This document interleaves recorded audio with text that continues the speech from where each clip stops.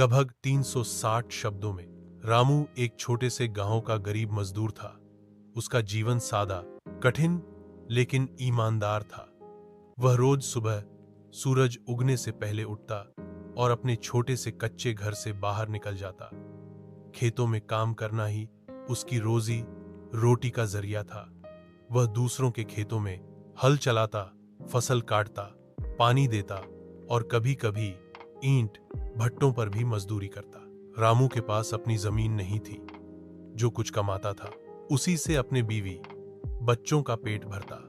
कभी कभी इतना नहीं होता कि 3 वक्त का खाना मिल सके, फिर भी वह मेहनत से कभी पीछे नहीं हटता।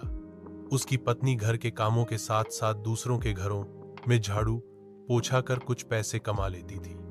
दोनों मिलकर अपने बच्चों को पढ़ाने की कोशिश करते थे ताकि उनका भविष्य बेहतर हो सके।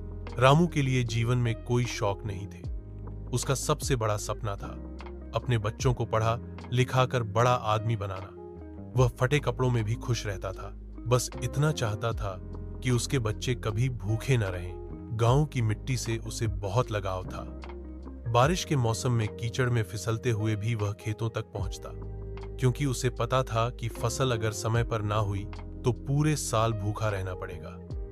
गर्मी में जलती धूप और सर्दी में कंपकंपाती ठंड, कोई भी मौसम उसका हौसला नहीं तोड़ पाता था। रामू की जिंदगी संघर्षों से भरी थी, लेकिन उसमें सच्चाई, मेहनत और उम्मीद की चमक थी। वह भले ही अनपढ़ था, लेकिन अपने कर्म और आत्मसम्मान से वह हर किसी को प्रेरित करता था।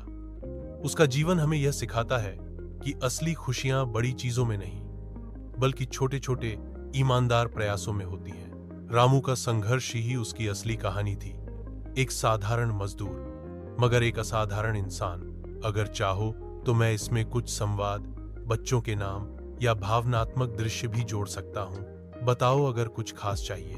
लगभग 360 शब्दों में रामू एक छोटे से गांव का गरीब मजदूर था। उसका जीवन सादा, कठिन लेकिन ईमानदार था।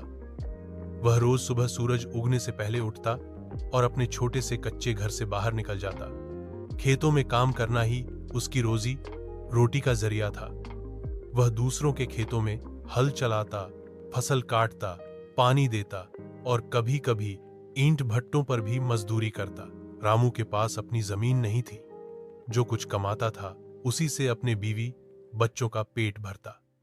कभी कभी इतना नहीं होता कि 3 वक्त का खाना मिल सके, फिर भी वह मेहनत से कभी पीछे नहीं हटता।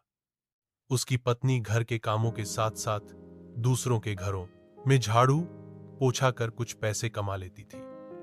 दोनों मिलकर अपने बच्चों को पढ़ाने की कोशिश करते थे ताकि उनका भविष्य बेहतर हो सके। रामू के लिए जीवन में कोई शौक नहीं थे। उसका सबसे बड़ा सपना था अपने बच्चों को पढ़ा लिखा कर बड़ा आदमी बनाना। वह फटे कपड़ों में भी खुश रहता था, बस इतना चाहता था कि उसके बच्चे कभी भूखे न रहें। गांव की मिट्टी से उसे बहुत लगाव था। बारिश के मौसम में कीचड़ में फिसलते हुए भी वह खेतों तक पहुंचता, क्योंकि उसे पता था कि फसल अगर समय पर ना हुई तो पूरे साल भूखा रहना पड़ेगा। गर्मी में जलती धूप और सर्दी में कंपकंपाती ठंड, कोई भी मौसम उसका हौसला नहीं तोड़ पाता था। रामू की जिंदगी संघर्षों से भरी थी, लेकिन उसमें सच्चाई, मेहनत और उम्मीद की चमक थी।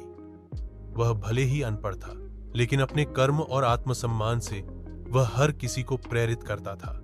उसका जीवन हमें यह सिखाता है कि असली खुशियां बड़ी चीजों में नहीं, बल्कि छोटे छोटे ईमानदार प्रणिक में